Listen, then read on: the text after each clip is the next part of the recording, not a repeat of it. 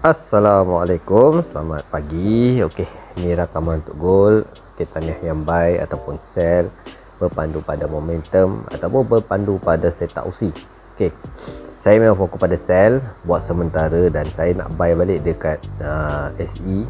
Back to basic. Siapa yang belajar basic, memang kita menunggu saja di zone SE yang berada di time frame daily, disebabkan satu, saya dah bagi tahu kalau H4 dah ada setup OC sell, berjaga-jaga sebab kemungkinan dia boleh retestment di time frame daily. Dan saya memang menunggu dekat sini untuk buy position.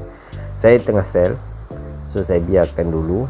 Untuk ETH USD saya nak fokus sell sebenarnya, tapi saya menunggu di zone yang saya target dekat area 2114 2114 2119 untuk lakukan dagangan sell. Reason saya sell, punca kejatuhan dekat situ lah. Price breakout saya cut loss saja untuk ETH USD.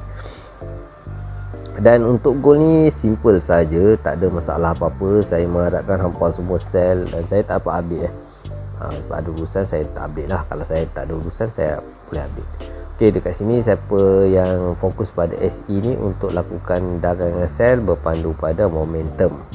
Kalau pakai training view boleh. Simple saja.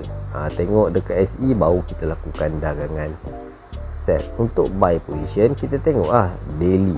Okey. Daily kat mana zone SE dia dekat situ. Kita tunggulah kat situ.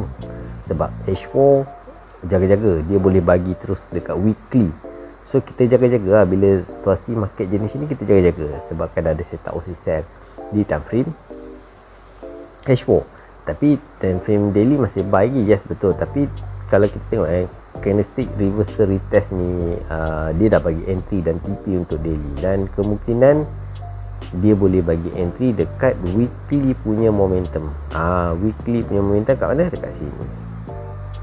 So jaga-jaga kat zone tu pula. So siapa nak fokus buy boleh just follow PO saya. Ni saya punya PO. Santai je. Walaupun ego kecil pun kita santai.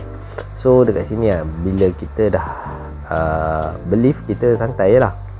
So saya biarkan dia running. So bila dia ambil PO buy saya, baru saya TP salah satu juta ataupun saya BE. Kita jumpa next video. Thank you yang support dekat membership. InsyaAllah tengok besok saya akan update dari masa ke semasa.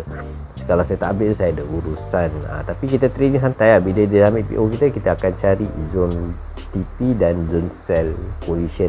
Kalau dia dah daily dah jadi setup OC sell, jaga-jaga, kemungkinan dia boleh bagi entry di monthly. Kita jumpa next video. Thank you yang support. Selamat berpuasa semua.